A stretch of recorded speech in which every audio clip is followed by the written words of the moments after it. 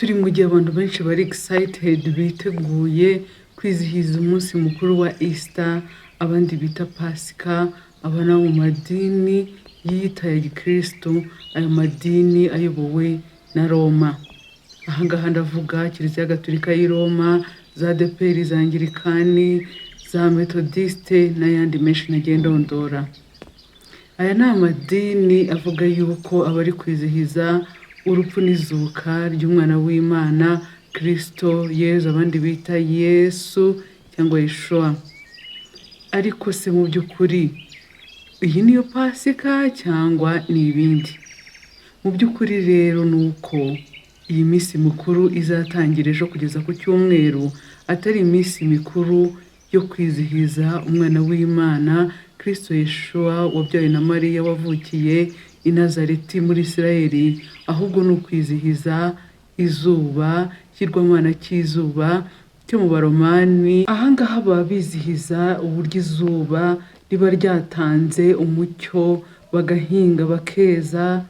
Ibi ngibi ni ibyakomotse mu mihango y'i Burayi nk'uko iki kinyamakuru kibigarukaho, aho baba bizihiza yuko izuba ryabahaye ubuzima.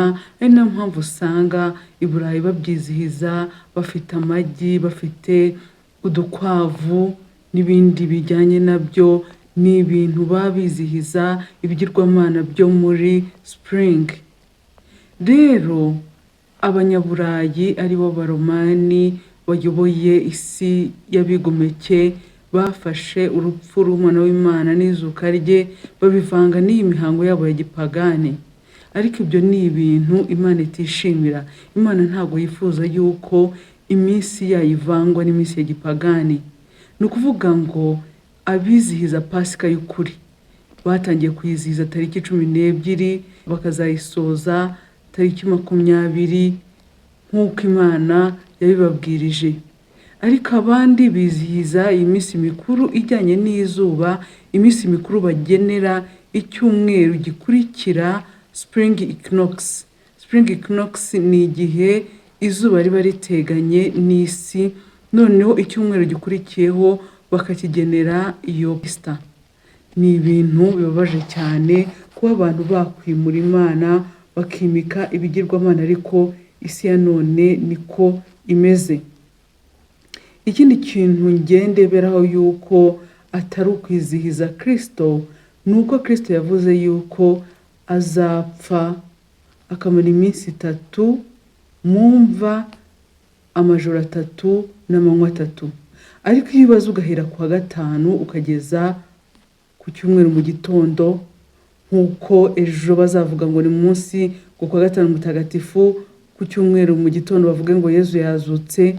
Iyo ubaze neza usanga ayo majoro 3 ndetse n'amanywa 3 bitarimo.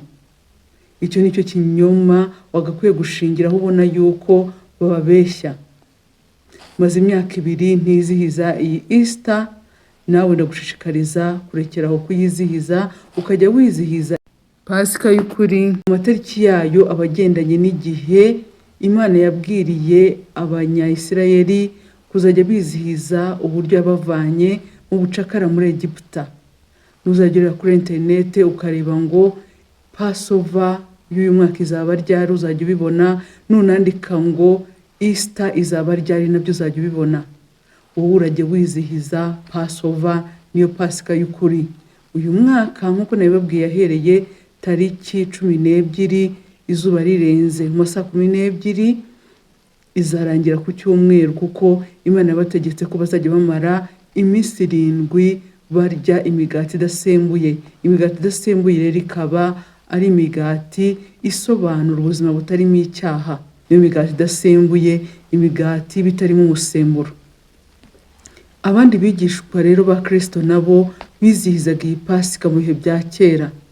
Nyuma Abaromani kuko baje bakavanga ibintu, nyuma yo gukora ubwicanyi babukoreye abigishwa b'Imana ba mbere ari nabo ba Kristo, bagiye bavanga ibintu, bagafata ibipagani bakabivanga n'ibya Kristo.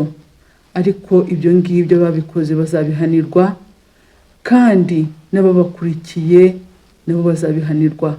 Ndagushishikariza ko kuva muri iyo nzira y'ubwigomeke, inzira yo kutumvira Imana, ujye wubaha ibyo Imana yategetse, kuko abayubaha nibo bana bayo. Ari kumwe nanjye Mimi, naho ubutaha.